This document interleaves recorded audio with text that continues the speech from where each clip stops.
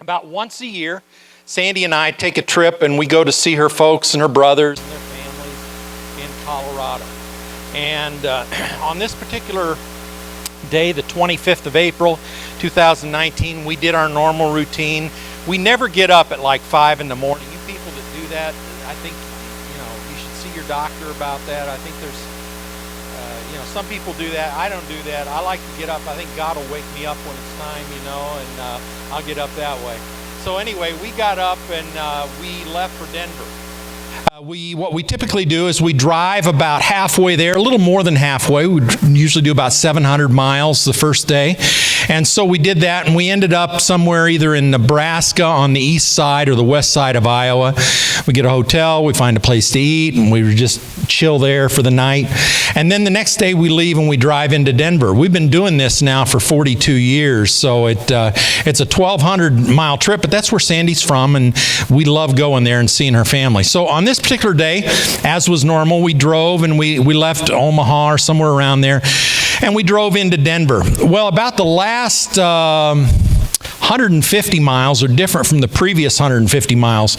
It's usually these high plains areas, and man, there are no buildings. You see some cows, you see fences, you see windmills, you see watering holes, and all of that. And then when you get into Denver, you start to get into Denver, all of a sudden businesses and houses and whatnot. It's an interesting thing. I started traveling out there in 1977 for the first time. And when we were traveling out there, I remember going and we were on our way, or I was on my way by myself at that point. And it ended up that there's this big A-frame bar and grill. And you hadn't seen any buildings for like 150 miles. And all of a sudden this A-frame bar and grill is there. I can't remember the name of it. But we always look for it every time we go. It used to be the first sign of civilization. Now, for about 50 miles before that, you start seeing houses and businesses, and it's grown up. Well, when we get to about 50 to 75 miles from Denver, all of a sudden the traffic there's more traffic. And on this particular day, it was no different. We usually get in around dinner time, and we were traveling in, and the traffic starts getting thicker. You have to you knock it off cruise. You start driving without the cruise because there's a lot of traffic. And it ended up that we could see the traffic was beginning to stop. But we found out later there was a small fender bender that took place ahead of us.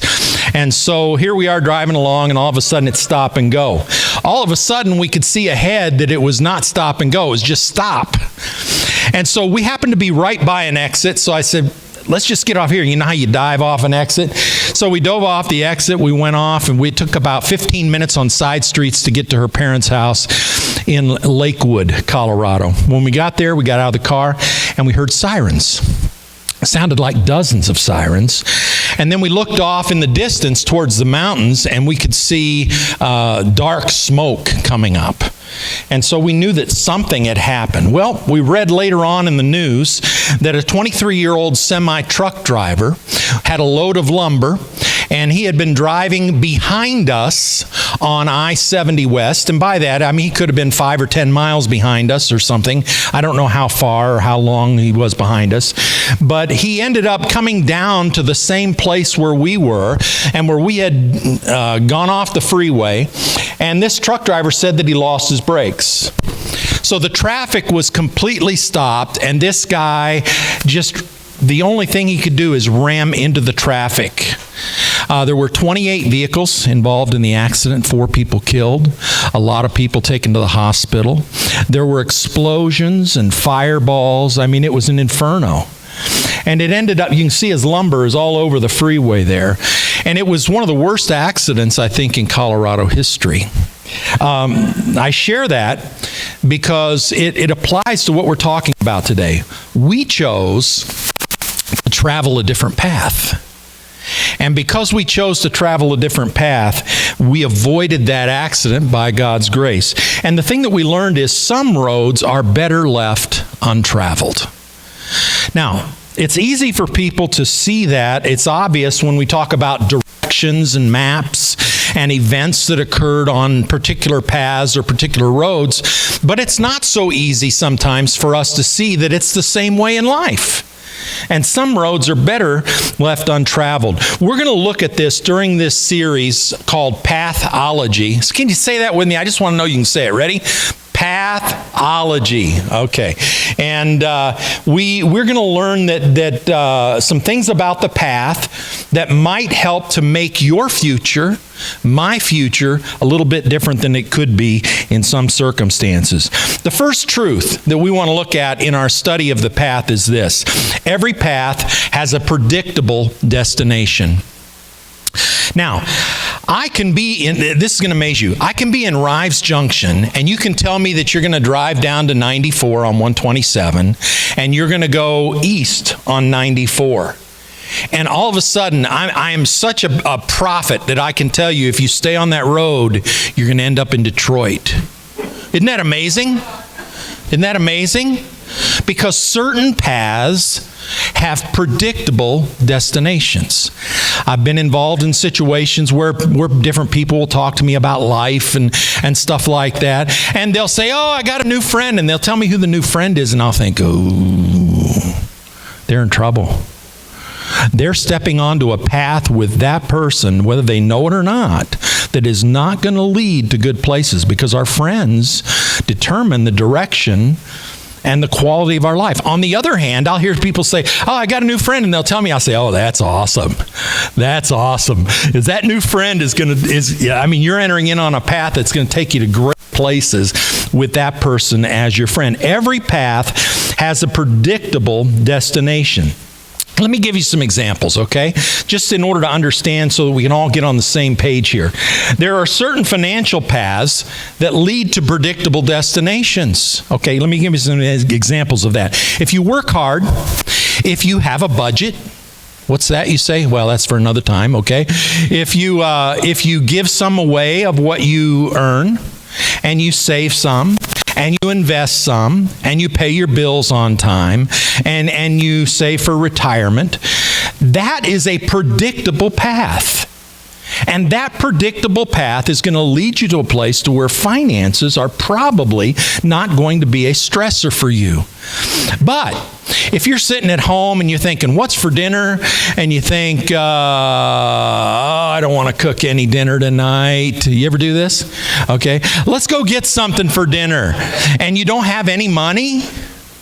But that's okay, because you have a credit card, right? And so you go out and you get dinner with the credit card. If you spend beyond your means, if you're not that attentive about your bills, I'll tell you, it was a great day in the Cyphers household when Sandy took over the paying of the bills.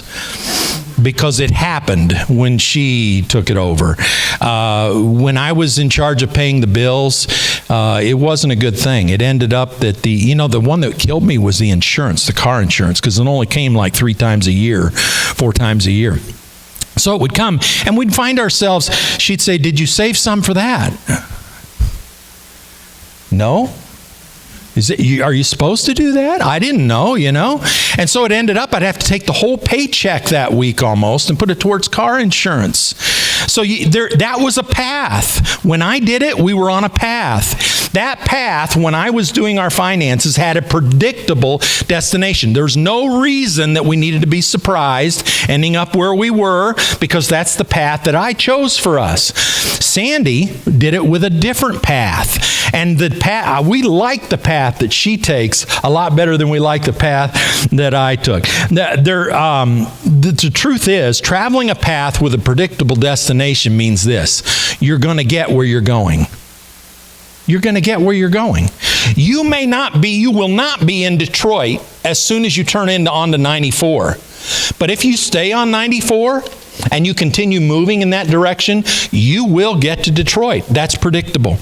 Now, there are also relational paths that lead to predictable relational destinations. For example, if you're willing to admit when you're wrong, what's that? Well, that's another, anyway. If you're willing to ask for forgiveness, if you're willing to listen, to exercise humility, if you're open-spirited and willing to talk about your shortcomings in relationships for the purpose of growing, that is a path.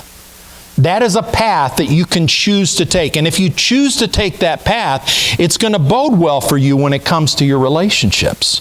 On the other hand, if you have to have the last word, if you have to be right all the time, if you blow up in anger or you run away from difficult conversations, that is also a path. And that path also has predictable destinations. If you hold on to hurts for a while, then you're traveling a relationally destructive path with a predictable destination. You're going to get where you're going.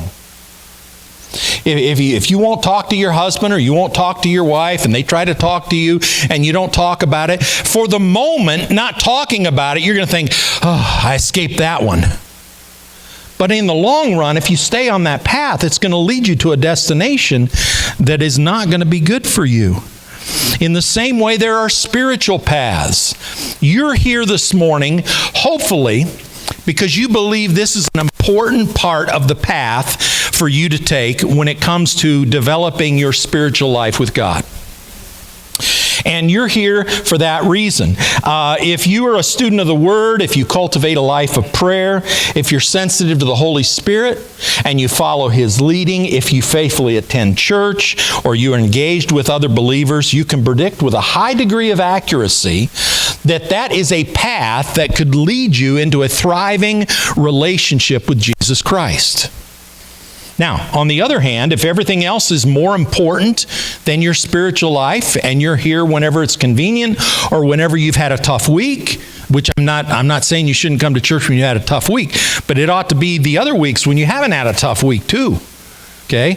If you're here and you're not working on your spiritual life, then you're going to squander your life, and you're going to find out at the end of life that the things that were the most important from God's point of view in your life were things that you ignored.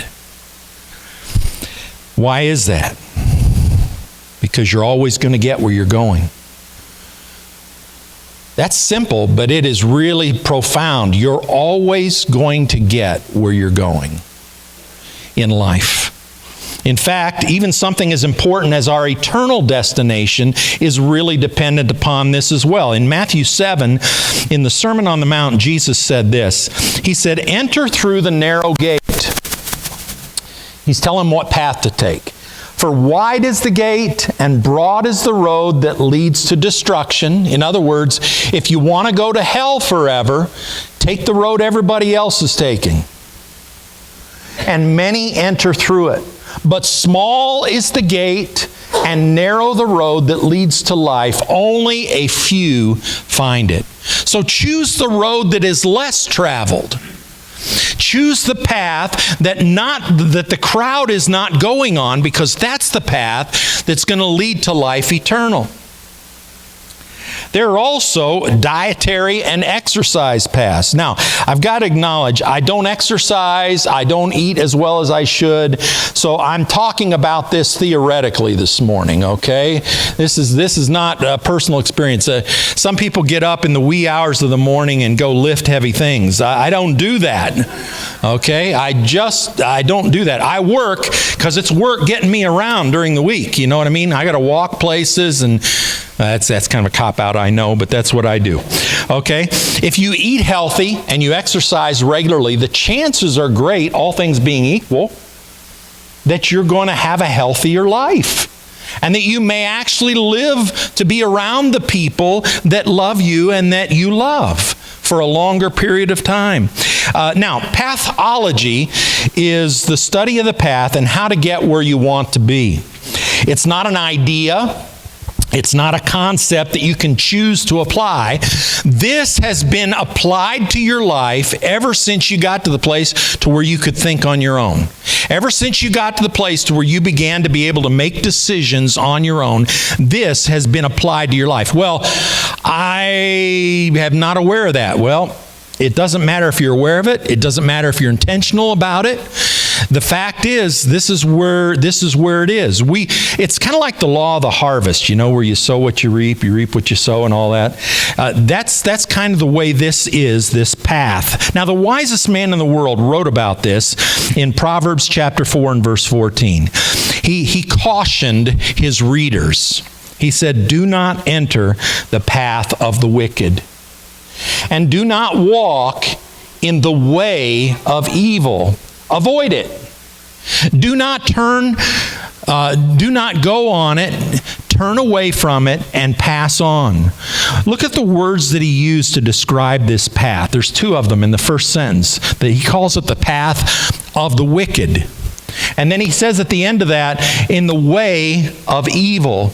The things that are characteristic of this particular path that he's cautioning them against are the fact that they are evil, it is evil, and it is wicked. He is saying to them, don't even start on the path of the wicked. Certainly, don't make that path the path that you're going to travel in life. Stay off of it. Intentionally go out of your way to avoid this path. Don't set foot on it. Turn away from it.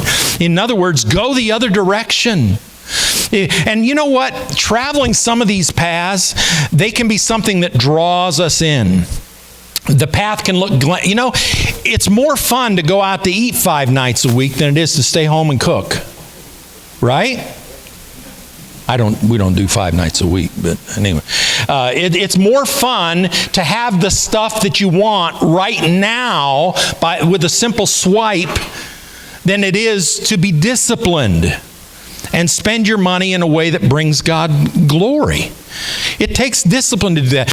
The right path is not always the fun path right at the start, but in the end it produces the kind of results that we want. And then he gives them a contrast.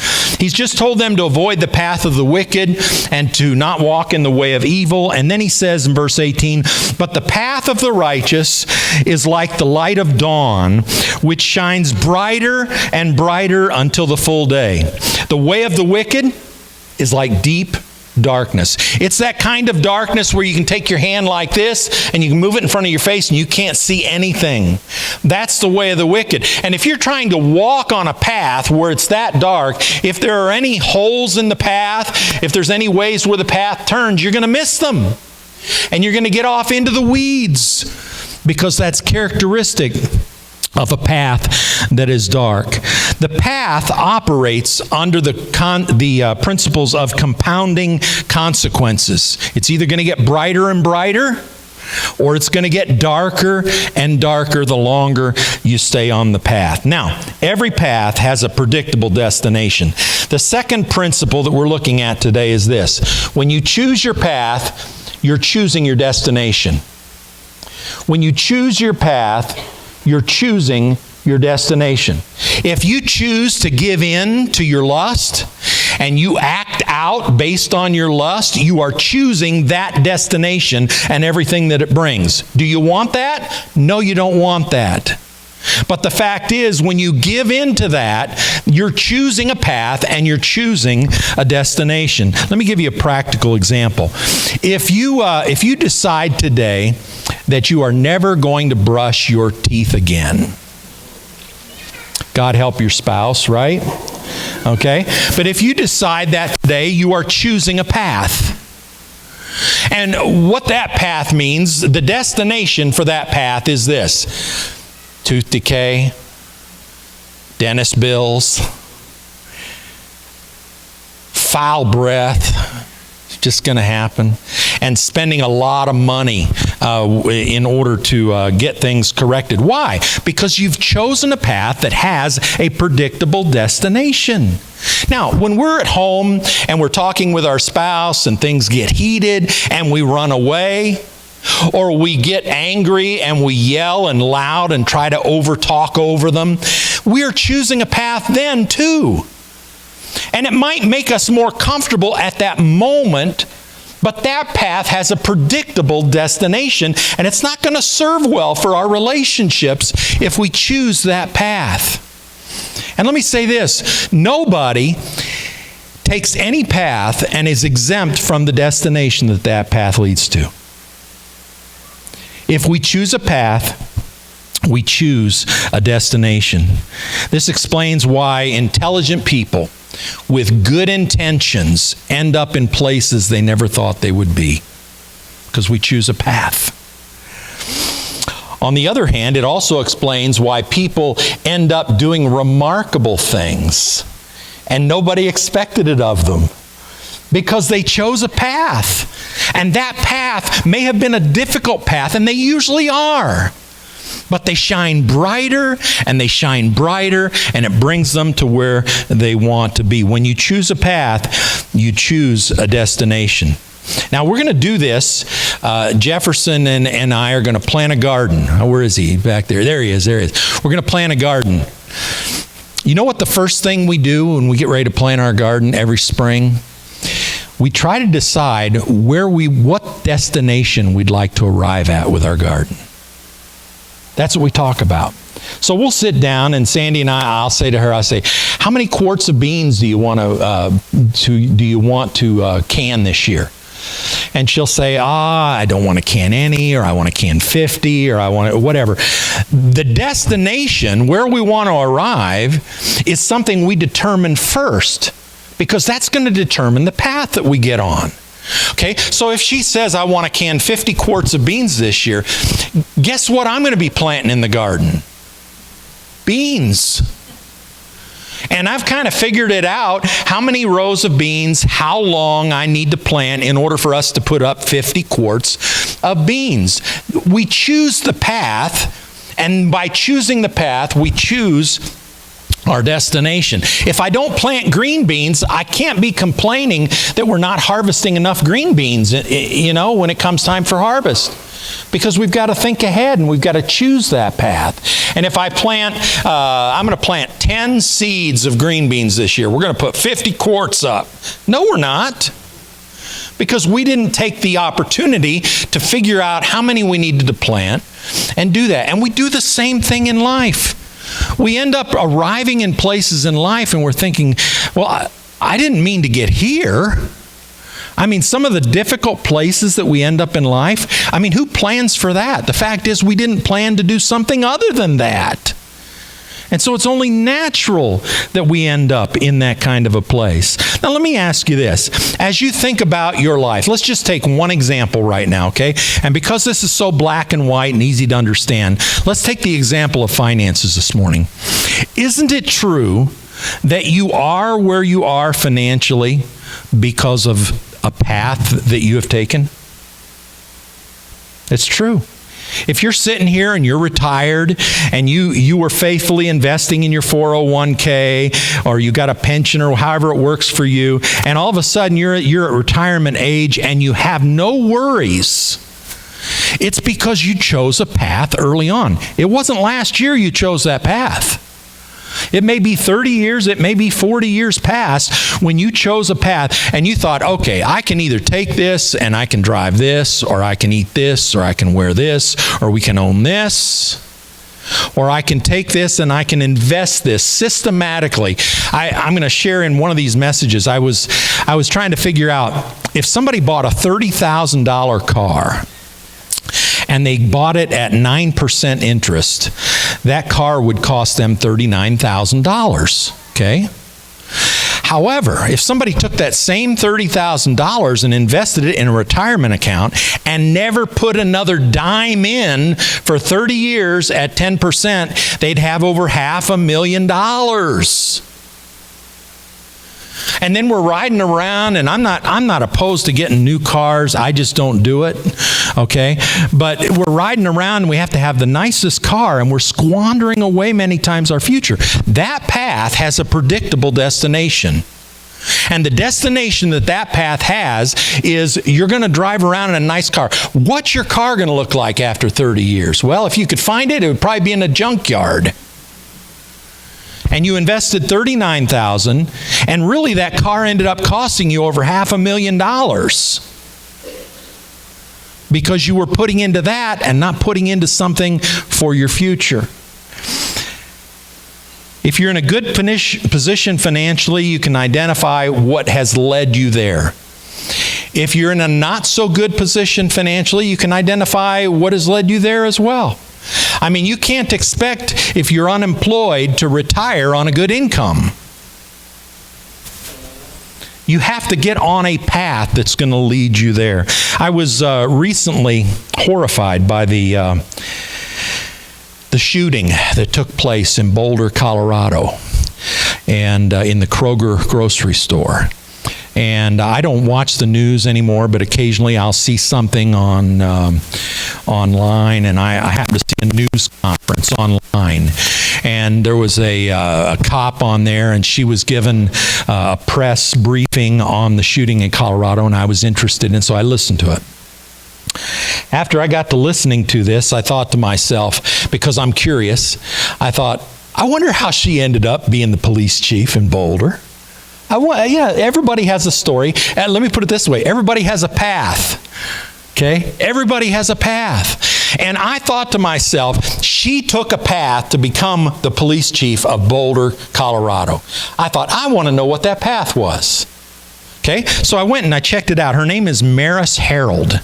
How many of you saw her on the news? Anybody? Yeah, a few of you did. Maris Harold had 23 years of experience with the Cincinnati Police Department. She has a bachelor's degree in sociology from Eckerd College in St. Petersburg, Florida, and a master's degree in criminal justice from Xavier University. Before beginning her career in police work, she was a social worker assigned to handle sexual assault cases and psychiatric intake. She is also a graduate of the FBI National Academy. Now, when you look at her path, the fact that she is the police chief in Boulder makes sense, right? It makes sense because she took a path that if it didn't lead her there, at least it made that the possibility that she would end up doing that. She traveled a specific path with a predictable destination, and she arrived at that destination. Let me say this. When you choose your paths in life, you choose your destination. And you might think, well, that's okay. That doesn't affect me because I don't choose any paths. Let me just tell you this. This has been working in your life ever since you could think and make decisions on your own. You don't have to be aware of it. You don't have to like it. You don't even have to believe in it. It's simply been at work in your life, and it will continue to be at work in your life as you make decisions and you go through life. When you choose your path, you choose your destination. Another way of saying it is you're going to get where you're going. You're going to get where you're going. If you're going somewhere in a certain direction in life, you're going to get there because of the path that you chose. Here's the third thing. Your direction determines your destination. Here's what does not determine your destination, your intention. Oh, but I really wanted to save for retirement, and I tried. It's not your intention. It's your direction that determines your destination.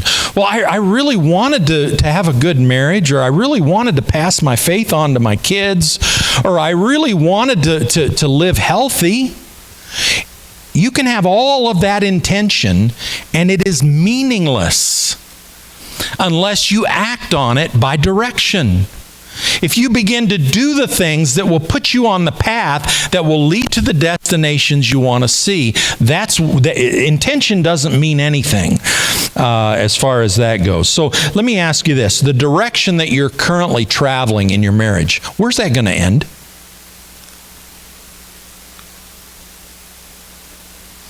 You might say, it's going to end in an awfully good place because I feel like we're growing every day. I feel like things are going well. Or you might say, you know what, if we're still together in 10 years, it'll be a miracle. How about the direction that you're going in your career? Where's that going to lead you? Maybe you have a job and you really do need a career. How about the direction in your spiritual life? Have you made the things that are important to God important to you? Have you been willing to follow Him in obedience to what He wants from you and for you? How about your children? How about financially? Is the path that you're on financially right now going to bode well for your future? Or are you going to need to win the lottery to survive in retirement? Okay? The fact is, you get to choose a path. And the paths that are the right path to choose may not be the most fun path to be on at the start, but they're going to produce the best results in the future. About 10 to 15 years ago, and I want to be careful how I speak about this, but about 10 to 15 years ago, there was a young man who had grown up in this church. And unbeknownst to to everybody, pretty much everybody, he had begun walking a path that was a destructive path, and we didn't know about it. The first time that I became aware of it was about 11:30 one night. Ron gave me a call. And he said, I just wanted to let you know I ran into somebody down here at the hospital and you might be needed. I don't remember exactly how he said it. So I got up, got dressed, went out to the hospital down here at Henry Ford, and stepped into the ER and saw this young man's mom. And it ended up that we found out that night that he had been murdered in Jackson. It's tragic. Tragic. And right away, we were struggling in our minds with the concept, how could this happen to him? How did this happen to him? He grew up in a Christian home. He attended a Christian school. He came to a church. How did this happen to him? And let me just say this.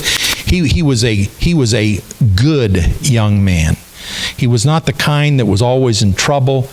He just ended up in the wrong place at the wrong time. He chose a wrong path. And he thought that he would be the exception to the rule.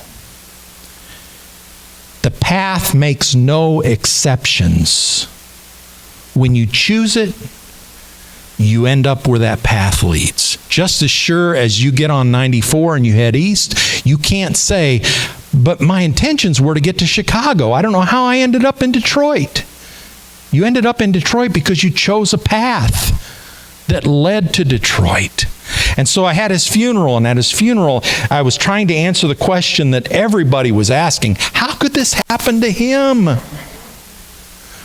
And the answer was, he chose a path that had a predictable destination, and he thought that he would be the exception to that destination. The path makes no exceptions. And let me just say this. Our sin always takes us further than we intended to stray. It always keeps us longer than we intended to stay. And it always costs us more than we intended to pay when we got on that path. In the same way that these principles explain how you get to where you are, it also gives hope for how we can get to where we want to be and where God wants us to be. I want to finish up with these verses that we looked at earlier in Proverbs chapter 4. And I want to ask you to consider, what path are you on? There may be paths. All of us have different paths that we're traveling in life. You may be traveling paths that are remarkably good in some areas of your life. And you may be traveling paths that are going to end in your destruction in other areas, or even one area of your life. In Proverbs 4, the wise man said, "Do not enter the path of the wicked, and do not proceed in the way of evil men. Avoid it. Do not pass by it. Turn away from it and pass on." Verse 18, "But the path of the righteous is like a dawn, the light of dawn that shines brighter and brighter until the full day. The way of the wicked is darkness. They do not know over what they stumble." And you may hide a wicked path or an evil path from everybody in your life. You will not escape the consequences and the destinations that that path will bring into your life. You won't. It's a constant principle that's always at work in the background of our lives. We choose a path, and because we choose that path, we choose the destination. Let's pray.